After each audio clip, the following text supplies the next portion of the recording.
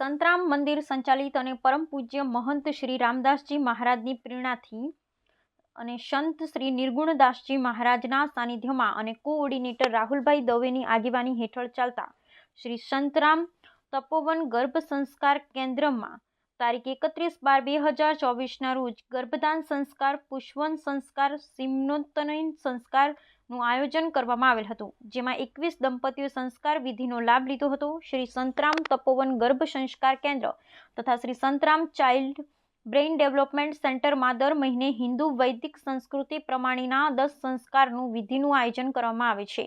સંસ્કાર વિધિ ગર્ભસ્થ શિશુ તેજસ્વી, બળવાન, પરાક્રમી, તંદુરસ્ત અને દીર્ઘાયુષ્ય બને અને ગર્ભસ્થ શિશુના શારીરિક, માનસિક અને આધ્યાત્મિક વિકાસ થાય તે માટે કરવામાં આવે છે.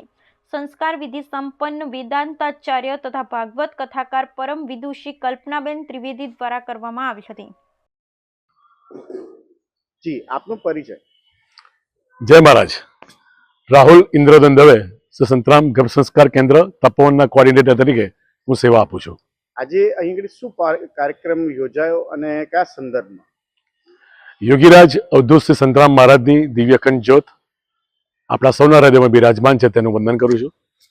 પરમ પૂજ્ય ગુરુ શ્રી રામદાસજી મહારાજની પ્રેરણાથી તેમજ સંત શ્રી નિર્ગુણદાસજી મહારાજના સીધા માર્ગદર્શન હેઠળ ચાલતા શ્રી સંતરામ ગર્ભ સંસ્કાર કેન્દ્ર તપોવન છેલ્લા 11 વર્ષથી તેના નિઃશુલ્ક સેવા યજ્ઞ સાથે જોડાયેલ છે. ત્યારે આજ રોજ તપોવન ખાતે તપોવનમાં આવતી દીકરીઓ માટે જે હિન્દુ વૈદિક સંસ્કૃતિમાં 16 સંસ્કારો છે તે પૈકી 10 સંસ્કારોની વિધિ તપોવન ખાતે કરવામાં આવે છે, જેમાં આજ રોજ તપોવનમાં આવતી 21 દીકરીઓ જે કપલ સાથે પોતાના હસબન્ડ સાથે આજ રોજ પુષ્પવન સંસ્કાર, ગર્ભાધાન સંસ્કાર અને સીમંતોનયન સંસ્કારમાં ભાગ લઈને આ સંસ્કાર સંપન્ન કર્યા હતા.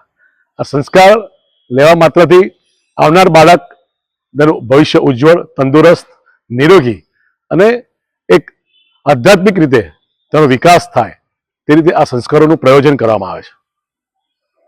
જય મહારાજ.